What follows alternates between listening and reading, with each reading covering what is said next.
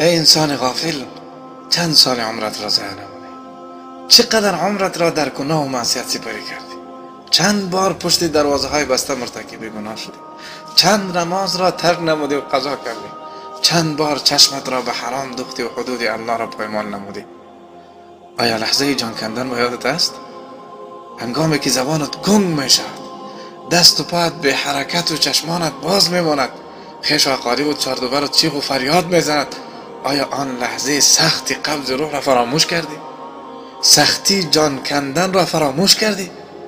برای تصور سختی آن اینقدر کافی است که بدانی که بر سر افضل المخلوقات رسول الله صلی الله علیه و سلم چی گذشت.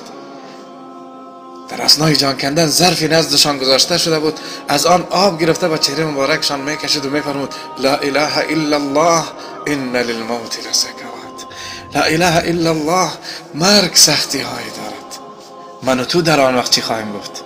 چی خواهیم کرد؟ آیا فکر کردیم؟ یا فراموش کردیم که ما همه فانی شده نیستیم؟ آیا مرگ را فراموش کردی؟ تو را میگم ای شنونده، تو را در آن وقت که کی به دردت میخوره؟ کی؟ و جاءت سکرة الموت بالحق ذلك ما كنت منه تحید. الله میفرماید براستی سکرات و سختی های مرگ فرا رسید، این همان چیزی است که از آن روی گردان بودی. برادران و خواهران، دوستانی که تا دیروز با ما بودن حالا کجا شدن؟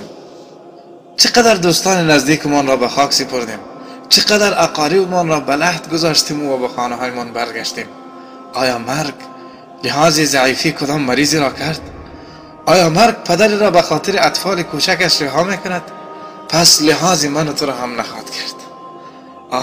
یا الله، چی وقت عقل و هوشمان به جا میآید؟ این قبرها به زبان حال به غفلت ما میگیرید و میگوید که بخواهی نخواهی اینجا و در کنار ساکنان این قبرها قرار خواهی گرفت. هیچ قوت و قدرتی، هیچ مال و سرمایه تو را نجات داده نمیتواند. از عقل کار بگی، آمادگی آن روز را داشته باش. در آن قبر خانه تنهایی چی چیزی تو را همراهی میکند جز اعمال صالح؟ چند شب در آنجا خواهیم بود؟ یک شب؟ نه، سالها، بلکه شاید هزارها سال. یا الله، وای بر ما چگونه خواهیم کرد. دوستان، هر یک از رفتگان آرزوی بازگشت را میکند تا توبه کند، اعمال صالحه انجام دهد، ولی دیگر فرصت ندارد. تو که فرصت داری ازت نده، توبه کن، اعمال صالحه انجام ده. به الله قسم در آن روز پشیمان میشیم ولی سودی ندارد.